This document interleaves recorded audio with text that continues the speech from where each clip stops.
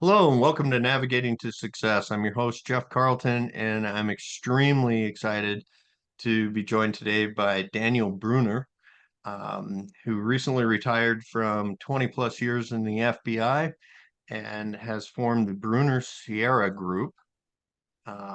He's a military veteran, a fellow Navy veteran, and a fellow alumni of the University of Arizona, among very impressive education institutions that he attended. But today we are going to talk um, more about his latest project, which he's recently started in the last year, if not less, the Brunner Sierra Group. So, Daniel, welcome. Please tell us about your latest endeavor. Thank you very much. Appreciate you having me on. So, obviously, as you stated, I've been was with the FBI for 20 years, and 9 years before that, I was with the Navy since I was 21 years old, I was working for the government. And I knew that I was going to be retiring in the summer of 23. I knew that. So, starting back in 2019, I started planning what I was going to do, my exit strategy. I didn't want to wait till the last minute. I didn't want to all of a sudden be looking for work. So back in 2021, I hatched a plan with my wife and some fellow advisors that we start the Brunner Sierra Group. I have extensive experience in South American matters and Latin American matters, as I was a MS-13 investigator for the FBI for 12 years. I'm fluent in Spanish, so a lot of the individuals that I've worked with, a lot of FBI agents, Homeland Security agents, and embassies all over South America, I was a lot of experience with. So my wife worked for a family office in New York City for 16 years. She worked for one family office. And for those who don't know what family office is, there are some families in this country who are just so rich that they don't go to an investment company. They don't go to UBS. They don't chase banks to have them manage their money. They hire a group of people, and that's it. Those 5 to 6 people, they manage their 500 million, 1 billion, $2 billion.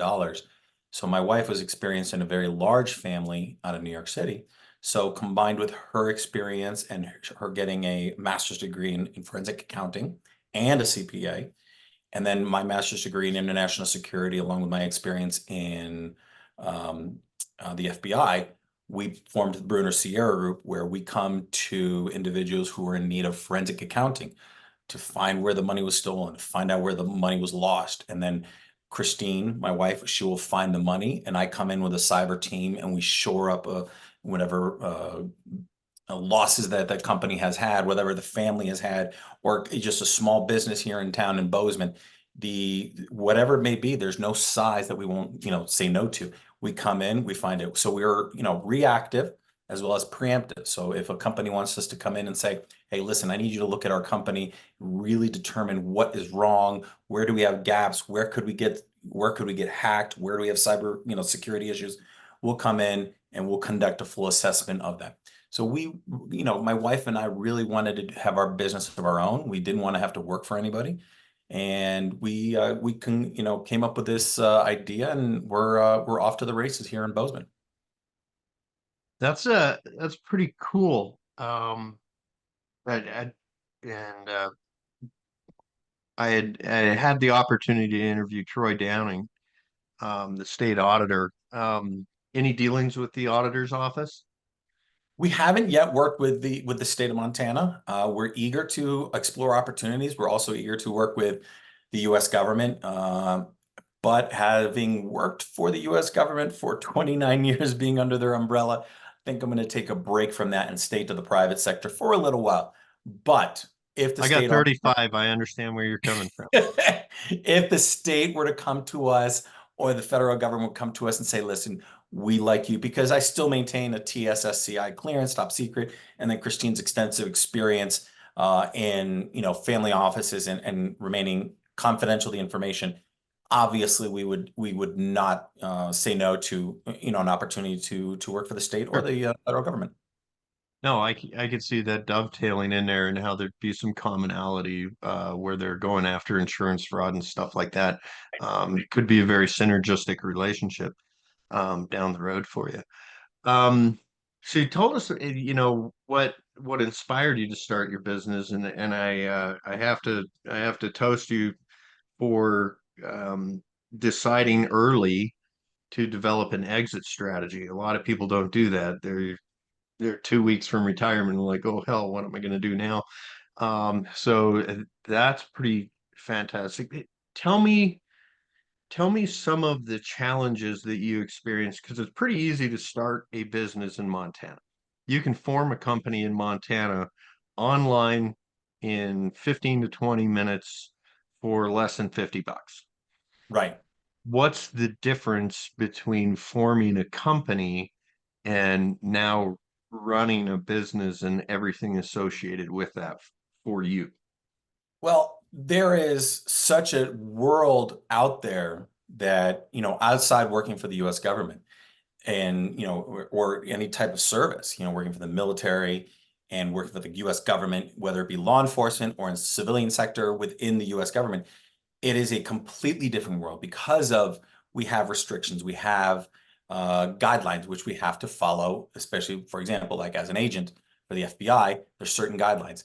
So learning about this new world, especially in today's world of communications, internet, social media, and how to not only get your name out there and get your reputation out there, but it's to get the clients to come to you and trust in you with their whatever it may be. So whether you're starting a small business in town, yes, getting the paperwork done is the easy part.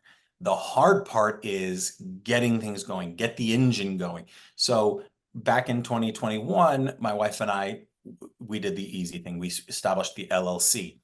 But then there was the mountain of communication, getting to know people, meeting with them, learning what's good, what's bad, practicing your shtick, talking to people. Hey, this is what we do. It's just a process. It is just learning on the go. It's making mistakes and learning from those mistakes along the way and getting to know where you really want to be and figuring out, hey, because what you plan in, a year, let's say you're a year out from your exit strategy and you have your plan, okay, this is what I do. That may change. That may change in 6 months and go, you know what, that may not be a good idea. So that you'll have to change directions. I myself decided to plan well in advance for multiple reasons. One, I don't like anything last minute, just like my wife. We don't wait for the last minute. The second is I have small children. I have young children Oh, that wow. I have to, just leaning on my pension is not going to be enough. I have to, help raise them. And that's why we're here in Bozeman and giving them the great opportunities here and making sure that we continue to earn. And that is making sure that we have everything in place and making the mistakes over the last year until I'm in the right place where everything comes together. So it's a process of learning and talking to people who've already been out there. Hey, I've talked to a lot of retired FBI agents and said, hey, listen, what did you do? Do you have paperwork that I can read? Can I learn from you? And I would sit down with countless number of lunches with these retired FBI agents and say, what did you do? How did you do it? And what mistakes did you make? And can I have something that you can read that I could That's pony off? great. That's great advice to and learn from the lessons of others. Yeah, exactly. And it's figuring out, hey, listen, instead of me making a mistake, what mistakes did you make so I don't do it as well? So, and it's just, getting to the right people and finding the right synergy. And then if you have to have employees, making sure that you know them, you trust them, that, this is your child, that you're starting a business. The Brunner Sierra Group is my wife and I. That's it. And that's what we pride ourselves on. That's what we're, we're anchoring Okay, on is loaded to question. Who's the boss? on paper, she is the CEO, and I have no problem with that. She is the CEO. And that's for multiple reasons. Listen, and for government contracts, it is beneficial to have a female run company. Um, but in the end, you know what it is? We're a forensic accounting firm. That's what we are. And she's the forensic accountant. So she really is the core of the operation. Um, I'm the COO, so I make things happen. I have interviews. I'm on CNN. I conduct interviews and investigations. I'm a private investigator here in the state of Montana. So I'm the oil that makes the engine run, but she's the engine. So I have no problem with that. Well, that's another important thing that I think a lot of businesses, especially small solo or dupreneur um, businesses don't do is they don't clearly define the lanes, but you have such uniquely different skill sets. Um, it makes it it simplifies that. I do this, you do that. I don't get in your swim lane, you don't get in mine. So that's interesting. So you talked about small children, Mhm. um, and I want to visit that for a second. So you've been up and running for around 6 months or so with a lot of forethought.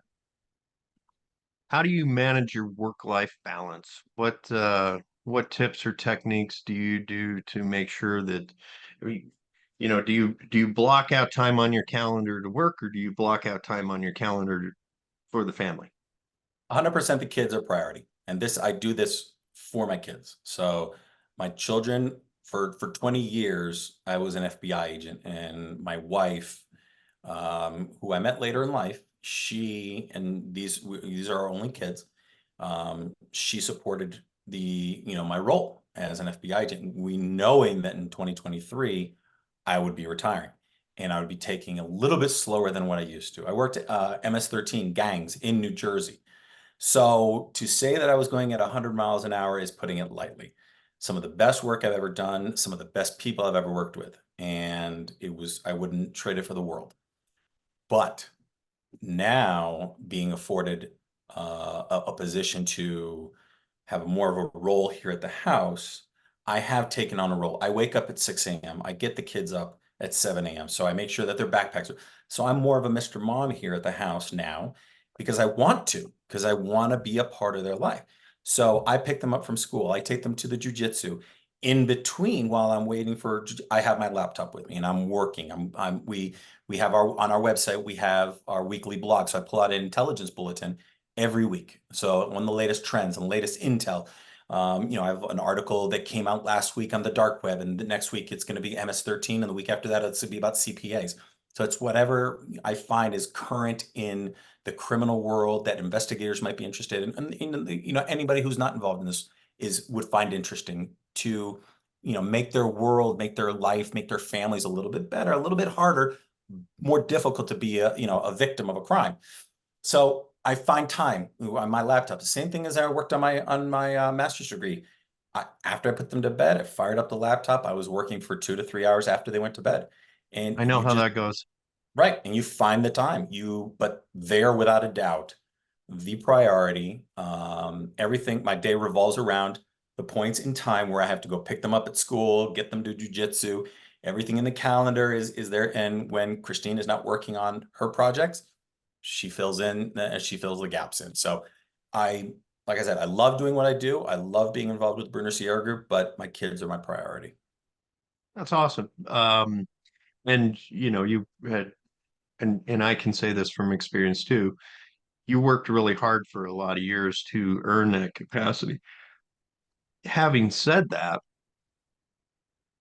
what do we, what do guys like us with that much runway behind us, um, using a pilot term, um, say to that 20 something entrepreneur who's looking to start up, um, that maybe just had kids or is just thinking about having kids, but is also trying to start a business? What advice, if we had one nugget, what advice would that be? It's definitely that's a great question. That's a really great question because the It's amount of life experience that someone like yourself and myself have has a lot to do with how we run run our company, build our company, and raise our children. So fortunately, my wife and we were obviously, like I said, later in life. I have 7-year-old twins. So we were later in life when we were able to, so we took all the experience that we had in our 20s and 30s, and then we have it, how to raise them and how to balance the work life and home life. So to give that advice to a 20 or 30-year-old who is starting a company out there, it's find the balance. Find the balance that works for you, that works for your home life. Don't expect you're going to dump your, if you have, a spouse who is supporting, the build of this new firm, and then they can, and explain to them and say, listen, it's going to take 6 months to a year to get this company up and going. It may be heavier on you, I understand, at the front end, but it will get easier. And it's understanding that once you get through the tough times, it will start to get easier once everything starts flowing, and then you're able to come back to a center balance with the family. Obviously, we, as elder statesmen born in the 1900s, we understand that it's okay to balance the work life, and we can do that. And fortunately, I have a wife who's extremely supportive, and she does her things, and she cleans the house and works so we all do a little bit around here. So it's trying to find what works for you at what point along the way where you're starting the company up. Yeah, and I think I hate to say it this way, but I'm going to say it this way. We have an unfair advantage. We have a certain financial security behind us because we already have a retirement um, uh, Yes, that 100%. that backs us up. So, 100%. last question to wrap it up. Well, I actually I'm going to ask you two more questions because one I'm very curious. Are you working nationally or are you pretty much focused on clients in Montana? I'm focused. So as we are right now, we are expanding. We are looking to, since we just moved here to Montana this past summer, we are looking to create the Brunner Sierra Group clientele base here specifically in the Bozeman Valley. We really would like to work with law firms, attorneys, because that's my wife's specialty is litigation work, where she can testify um, based on her investigations. So we're looking to establish ourselves and create solid relationships here in the Valley, but there is nowhere where I won't work. I have cases out of Israel. I have cases in South America, which I'm able to work remotely. Sure. And so I have a tremendous cyber team that's in New Jersey they do cyber forensics. And so we send them all our data and then they look over the computers. So I'd like to stay here in the Montana area and, really focus to give personal one-on-one attention to our clients here in Bozeman, Yellowstone, this Big Sky area. Because when I hire a client, or excuse me, when a client hires me, they get my cell phone, they get my personal cell phone, they get, hey, here's my number. And that's the way I want it. That's the way the relationship I want is to create that relationship with the person we're saying, hey, listen, whatever you need, here's my number. I was in crisis management for the FBI, where it was we had to respond to a crisis at a moment's notice. So it's, and I have created this group behind me that whatever it may be, whatever crisis situation, if there's a cyber attack, a kidnapping, your company gets a denial of service, a DOS, we are able to come in and address the situation because you get my number and I respond immediately. So Yeah. we'd like to. I like the slip that you made there when I hire a client because that's the same thing. That's the same way that I look at it too. Because when I come on as a coach, I'm a coach pretty much full time for them. Right, And so that process of getting to know a prospect, a potential mhm, client, right, I'm hiring them at the same time they're hiring me. So right. I appreciate where you took that for sure. So now the real last question. What do you look like in 12 months? What's your vision for 12 months or 3 years? In 12 months, our 12-month plan is to have enough cases where I'm providing uh, exceptional service to those number of cases. So we have to figure out, when I was in the FBI, I was investigating about 6 to 8 cases at the same time. All at the same time, I was working 6 to 8 cases. Some would be higher priority, some would be more of it, get my attention at that time. But I would rather give spectacular service to 6 clients than give good service to 12 clients. So in the next 12 months, I'd like to be able to, get a number of clients and provide them exceptional service. And in 3 years from now, same situation. And it's just, but that may be in 3 years, that may be I'm able to double my cases because I'm able to bring on other retired agents or other CPAs, which with, Christine and I will develop relationships with. So we will grow and we will find out what our caseload can be providing exceptional service. When we feel that we can't, when we feel that it would be too much, we'll tell the client, we'll say, listen, we just can't, we can't at this time. It'll be sad. I would rather turn away money to make sure that the clients we do have get the best possible service. So 12 months is still, we're still trying to find our feet, trying to figure ourselves out. I just retired, less than 6 months ago. So it's still trying to find out who I am in the civilian sector, developing my website, developing, relationships with people like yourself. And here in Montana is developing relationships with people here in Montana and establishing myself as a small business here in Montana, that we're not a company that's running around we'd like to stay here in Montana and provide the valley here as, exceptional investigation services. Yeah, you just hit on all of some of the core things that a service B2B um, kind of provider does. So, well, we'll wrap up the recording. You and I'll talk some more afterwards. But I can't thank you enough for joining me. What you're doing is really exciting. I'm happy to know that this service exists in Montana and we don't have to go out of state to get it. So thank you, Daniel, for joining us. And for everybody watching, look forward to seeing you on the next episode of Navigating to Success Business Journeys Explored.